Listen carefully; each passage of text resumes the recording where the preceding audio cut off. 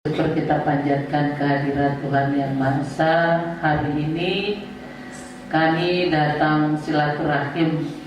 Alhamdulillah luar biasa karena saya sudah kedua kali datang di tempat ini, dan pada saat kedua inilah kita bisa berjumpa, dan saya senang bahwa yang saya jumpai ini teman-teman ada yang sejak masih sekolah, ada yang pertama waktu saya prajabatan di SPP. Ini semua bapak ibu guru yang dari awal, kemudian kalau Pak Yahya ini teman di organisasi gitu, jadi sudah saling kenal. Dan kalau lihat wajah-wajah muda seperti ini, kita semangat bahwa dari apa yang Bapak Kepala Sekolah sampaikan, kita patut bersyukur gitu, bahwa progresnya, saya lihat dari catatan saya, luar biasa, banyak sekali perkembangan yang sudah dialami oleh sekolah yang kita banggakan. Kalau secara nasional, Bapak Ibu sekalian, satu-satunya provinsi yang menjadikan SMKPP menjadi UPT dari Bakondu adalah di Nusa Tenggara Barat. Jadi berangkat dari itu, saya kemarin waktu pertemuan di Jakarta, semangat saya itu kenapa? Karena dua lembaga besar yang saya katakan, ada sekolah, kemudian ada badan diklat, berada di Bakondu, sehingga peluang untuk kita coba melakukan pendekatan di pusat untuk menjelaskan bagaimana keberadaan kita di daerah itu menjadi lebih besar. Karena kalau bicara Bakondu saja, tanpa ada dukungan dua UPT ini, sulit kita berbuat. Kenapa sulit? Tidak mungkin kita akan mengangkat BPP model itu ada di provinsi, nggak boleh itu. Karena BPP itu adanya justru di kecamatan, ya. Itulah sebabnya kami terus menyampaikan di pusat, kami bicara di dalam pertemuan-pertemuan bahwa peluang memperbesar, memperbaiki, memperkokoh keberadaan dari pertanian itu sebenarnya ada di kelembagaan kita ini. Itulah sebabnya saya sejak pertama dilantik tanggal 7 Februari 2014 ini, kemudian beliau datang ke kantor untuk menjelaskan keberadaan dari STP ini, dan sampai pada hari ini saya datang, saya lihat memang perkembangan itu ada terus bergerak maju. Bahwa yang diceritakan tadi ada pembiaran, ada melupakan, dan ada anak tetangga, bukan anak tiri, Pak. Kalau anak tiri itu masih dilihat, kalau anak tetangga kan dilupakan gitu. Sebenarnya itu tidak ada, dan saya sudah menyampaikan, dan pada forum yang berbahagia ini juga saya sampaikan, di pribadi saya tidak ada istilah itu, bahwa tidak akan ada satupun di keluarga besar Bakondu itu akan luput dari perhatian dan pengamatan saya, insya Allah. Kenapa? Karena apa yang Bapak Ibu rasakan, pasti saya juga rasakan. Bapak Ibu stres karena sekolahnya gini. Sebenarnya saya lebih dari itu. Sejak saya dilantik itu saya sudah merasakan, PR saya banyak sekali. Bahkan dititipi. Saya kadang-kadang baca Facebook itu ada rada-rada takut ya, atau rada-rada pesimis tuh nggak boleh gitu. Tetapi itu menjadi tantangan buat saya. Banyak sekali hal-hal yang harus menjadi perhatian bersama. Tetapi saya yakin dengan laporan kepala sekolah begitu didukung oleh wakil kepala sekolah dan didukung oleh Bapak Ibu guru, insya Allah ke depan apa yang menjadi catatan bersama dan istilah pembiaran itu nggak boleh ada, Pak. Jadi kalau ada, tolong saya diingatkan, mungkin saya hilang gitu. Jadi di proses mengingatkan, Bapak yang lebih tahu karena beliau ini agamanya, ada Pak Kiai Yahya juga paham betul agama. Jadi kalau saya lupa, tolong saya diingatkan. Memang selama di DPR saya melihat beliau ini berjuang itu ya biasa, ini kan sedikit agak ngotot menyampaikan, tetapi saya sampaikan ke beliau, mulai sekarang kita bersama. Kita bersama itu dalam artian saya sudah coba minta formasi untuk guru. Ternyata formasi untuk guru itu di rakor BKD ya, di BKD itu nggak ada kepala SKPD yang datang, saya datang. Semua sekretaris saya datang karena saya berkepentingan. Saya duduk di situ sampai selesai rakornya, saya sampaikan kebutuhan guru, kan ada daftarnya yang diberikan kepada saya. Guru olahraga, guru kesenian, yang selain guru fisika, guru matematika, sama guru terkait dengan alsintan, mekanisasi. Ya itu yang saya ingat, yang belum. Tapi jawabannya masih nggak boleh, Pak. Formasi untuk guru itu belum boleh karena Undang-Undang 32 mengatakan yang namanya sekolah itu bukan provinsi yang menangani. Jadi yang menangani adalah kabupaten kota. Tetapi jangan khawatir, karena Undang-Undang 32, bocoran yang saya dapat dari teman DPR itu mau dirubah. Untuk pendidikan dasar itu di kabupaten, untuk pendidikan menengah itu di provinsi, dan untuk pendidikan tinggi dari pusat. Artinya kita sambil menunggu sekarang penetapan dari peraturan perundang-undangan itu, sehingga lari kita sekarang belum bisa kenceng, Pak. Jadi kita masih nunggu sebelum DPR sekarang ini berhenti, diganti. Begitu itu diketok, insya Allah kita sudah punya kekuatan bisa menjumpai DPR yang baru. Dengan modal itu kita akan jelaskan. Saya pun mendatangi beberapa pihak.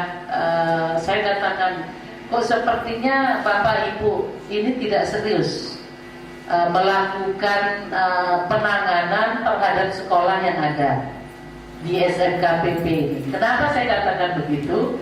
Perjanjian tukar guling yang dilakukan itu kan ada komponen yang harusnya dipenuhi semua. Pemenuhan itu belum dilakukan ternyata setelah saya belajar. Ini kan saya baru 2 bulan, jadi saya belajar tanpa bermaksud melampaui. Nah setelah saya lihat memang harus kita perjuangkan, Pak. Jadi tidak ada alasan. Beberapa kebutuhan tadi yang disampaikan untuk ruang belajarnya sendiri masih kekurangan, dan alhamdulillah tahun ini ada 6 lokal ya, Pak ya. Nah saya berharap beberapa laboratorium juga itu menjadi perhatian kita bersama, bahwa kemitraan yang sudah dijalin selama ini, Pak, saya minta untuk diteruskan, ditingkatkan kalau mungkin. Karena apa? Tidak ada masalah yang bisa kita selesaikan dengan sendiri. Kita harus berada bersama orang lain, bersama orang-orang yang memang berkompeten, orang-orang yang bisa memutuskan. Itu yang kita jalin hubungan baik, kita berkoordinasi, kita bermitra, insya Allah kita akan diperhatikan. Karena permasalahannya sekarang ini kan, kalau yang saya dengar di DPR itu seolah-olah tidak diingatkan. Biasalah DPR begitu, maunya kita datang, kita ingatkan terus, kita datang, kita ingatkan. Jadi saya lihat beliau tuh menyampaikan tuh berapi-api di DPR. Nah, saya bilang kalau sudah beliau berapi-api, saya yang coba menyiram sedikit bensin, jadi dari itu. Artinya kita harus bersama-sama meyakinkan DPR. Kalau beliau sendiri, ya sekedar, betul itu. Saya kenapa di pembahasan baik di Bapeda, walaupun yang membahas, maaf, itu staf yang saya datang desk ke mereka, staf ataupun kepala bidang kah, atau itu kepala seksi, saya layani Pak, saya datangi. Saya hanya ingin meyakinkan bahwa kita punya komitmen untuk kemajuan dari semua aktivitas. Sampai mereka, Bu, suruh aja stafnya yang datang, enggak. Karena apa yang ingin saya sampaikan ini supaya Anda paham dulu, sehingga nanti di dalam pembahasan tidak ada coret-coret. Kalau yang datang tidak bisa menjelaskan, saya yakin tinta pena Anda itu akan tajam di dalam mencoret. Nah, itulah sebabnya berbagai upaya kita lakukan sampai kemarin terakhir saya, ini Ibu, ini bagian minta-minta aja, digodain saya sama kepala Bapeda. Kalau enggak saya, siapa yang ngurus? Saya kan minta ke kepala-kepala Bapeda, kebetulan kumpul, tolong dibantu di kabupaten. Ini belum, enggak, Bapak belum kasih. Saya minta, kalau Bapak enggak kasih, saya datangi Bupati, dan semua Bupati saya sudah datangi. Saya bilang, saya mohon dukungan Pak Bupati. Saya sekarang sudah di Bakorlu. Saya minta supaya penyuluhnya itu menjadi perhatian dari seluruh Bapeda. Karena Bapeda lah yang membagi kue itu, Bapeda lah yang mempunyai uang. Nah, untuk kita di sini mudah-mudahan bisa. Kemudian ada tadi usulan memang peningkatan kapasitas, Pak. Nah, di dalam peningkatan kapasitas ini saya juga belajar siapa yang berkompeten yang meningkatkan kapasitas di sekolah ini. Apakah harus Dikbud? Apakah kita, kalau memang kita bisa dengan mendatangkan orang, kenapa tidak kita usulkan saja, kita membuat sendiri supaya bisa tercover banyak, kan begitu, mendatangkan ahlinya dari luar. Nah itu, kemudian kalau itu bisa, saya ini lagi belajar karena tidak punya latar belakang itu. Kemudian dari apa yang sudah disampaikan tadi, silakan bahwa dana-dana yang dipergunakan di dalam meningkatkan proses belajar dan mengajar yang ada di SMKPP ini kita lakukan. Jadi kalau Pak Gubernur itu bahasanya satu, silakan berkreasi dan berinovasi di dalam kerjaan, tetapi tidak di dalam anggaran. Jadi jangan uang itulah, kita dituntut keterbukaan, Pak. Keterbukaan di dalam mengelola keuangan itu penting. Makanya saya seperti rapat Penas, saya kan berharap orang SKPD lain itu menginformasikan bahwa mereka punya uang, supaya bisa saya tayangkan. Ini uang yang ada di Bakorlu. Saya tak tutup-tutupi. Saya buka, ini yang Anda lihat, silakan. Komponennya ini. Itu barang halal. Kenapa saya katakan halal? Karena semua anggaran itu per detailnya sudah kita kasih ke LSM. LSM itu minta. Tidak ada satu lembar pun yang kita tutupi. Artinya keterbukaan informasi apalagi terkait uang itu harus.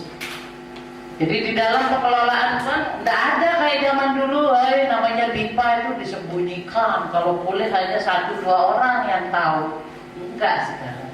Semua boleh tahu supaya semua memahami. Kalau dia banyak ya pasti banyak untuk diterima bersama. Kalau tidak, ada yang harus ditanggung secara bersama. Itu pemahamannya kenapa keterbukaan informasi terkait dengan keuangan itu juga. Saya pikir untuk BSN, Pak, harus ada kriteria jelas mungkin.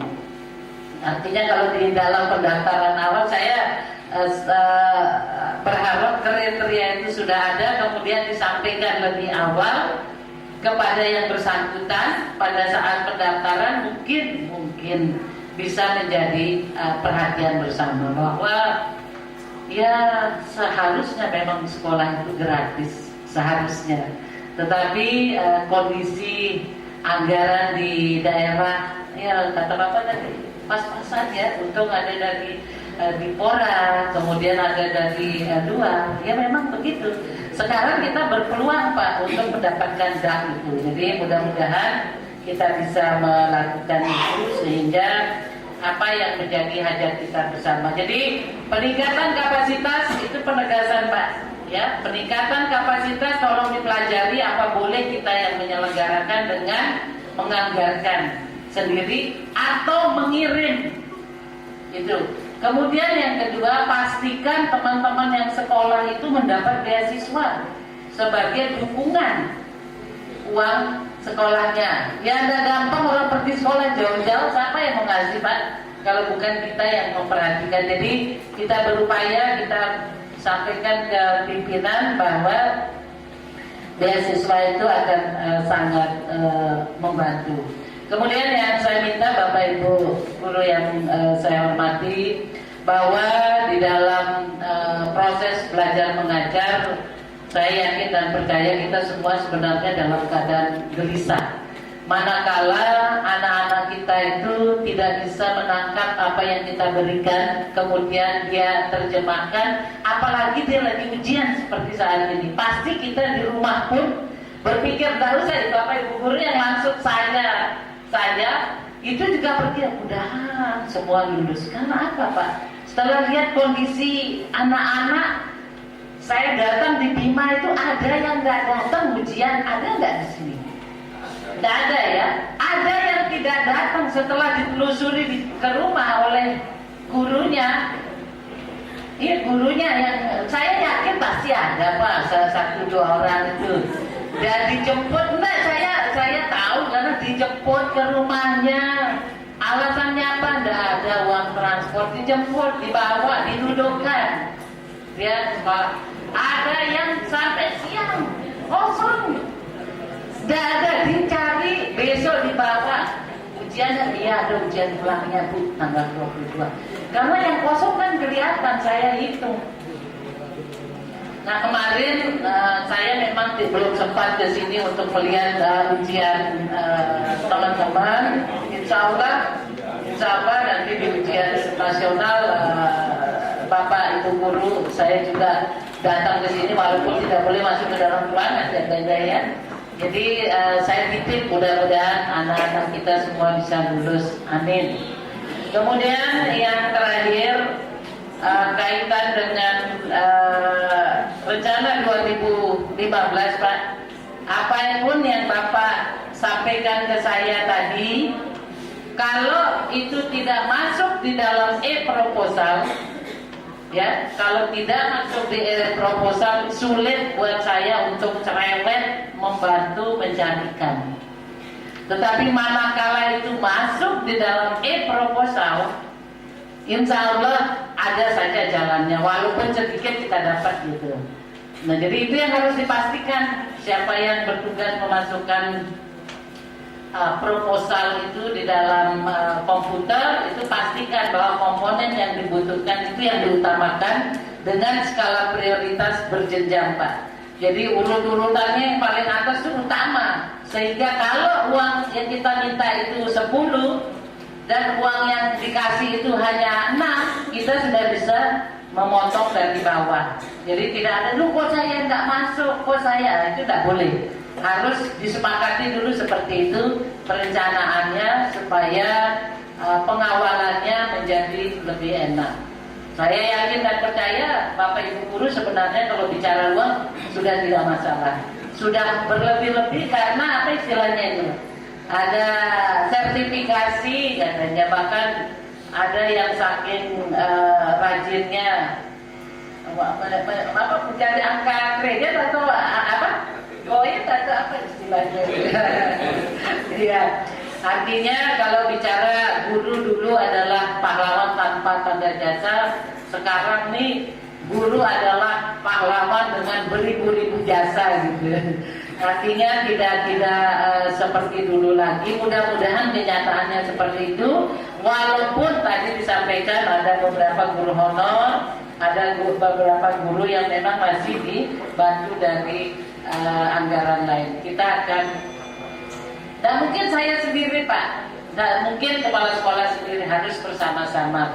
Untuk itu saya minta agar Bapak Ibu menjaga kekompakan, menjaga kebersamaan di kantor ini, di sekolah ini, karena Bapak Ibu adalah contoh bagi anak-anak. Bisa dibayangkan kalau Bapak Ibu berkelahi, berantem, saling membicarakan satu dengan lain, didengar oleh murid akan, guru aja seperti itu kok menjelek-jelekkan temannya, kan gitu. Guru aja seperti itu berantem, iya kan? Anak-anak pasti terpengaruh, hilanglah wibawa kita sebagai guru. Kalau wibawa guru sudah nggak ada, biar Bapak Ibu keras pakai kayu juga nggak ditolak sama anak-anak itu. Saya yakin dan percaya bahwa guru di SPP ini adalah guru-guru yang budi pekertinya luar biasa, ikhlas, sehingga anak-anak itu merasa nyaman berada ataupun sekolah di sini. Yang paling akhir, Bapak Ibu sekalian, kedisiplinan. Saya minta tanpa kecuali kedisiplinan ini menjadi perhatian.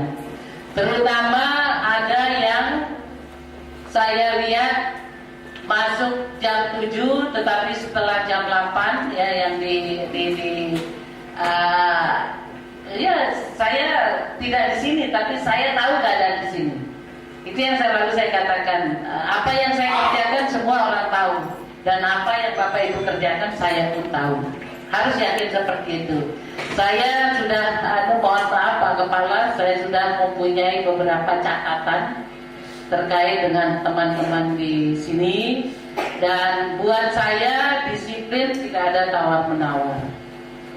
Begitu 45 hari dari total jam yang seharusnya Bapak Ibu masuk, tidak masuk, Pak Gubernur memerintahkan kami langsung mengusulkan untuk diberhentikan. Makanya saya bilang, kalau eselon di bawah itu tidak bisa mengingatkan stafnya, maka eselon di atasnya yang menegur dia. Demikian berjenjang, kemudian Bapak menegur eselon di bawahnya, dan tentu terakhir saya. Saya tidak ingin saya yang ditegur oleh gubernur. Sebelum saya ditegur gubernur, saya istilahnya di Bakorlu, lebih baik saya yang jek-jek Anda daripada kita dijek-jek beramai-ramai oleh gubernur. Jadi disiplin, tidak ada tawar-menawar, karena ada buku. Pak Kepala Sekolah juga saya sudah minta buat. Dia jam berapa datang, jam berapa dia izin. Orang izin antar anak kan 1 jam tuh sudah. Ada yang izin antar anak sampai 3 jam. 2 jamnya itu termasuk kategori tidak berada di tempat tanpa izin. Nanti kita total berapa jam dia tidak ada di tempat, baru ketemu angka 7,5 jam itu 1 hari tidak masuk. Manakala sudah 45 hari tidak masuk, izin Pak Kepala, harus segera diproses untuk diusulkan pemberhentian. Kemudian jangan kaget kalau satu saat Pol PP akan datang ke kantor sini mengecek keberadaan dari Bapak Ibu. Kalau pada saat Pol PP datang, kemudian Bapak Ibu keluar tanpa izin jelas, itu potongannya adalah 25% dari PKD. Saya rasa itu sudah diumumkan, sudah disampaikan. Jadi itu tetap berlaku. Itu tetap berlaku. Ibu ini terlalu disiplin, kok begitu-gitu dimasalahkan. Justru itu yang harus kita masalahkan, terutama di sekolah. Kenapa? Sekali lagi, guru adalah contoh bagi murid-muridnya. Saya di kantor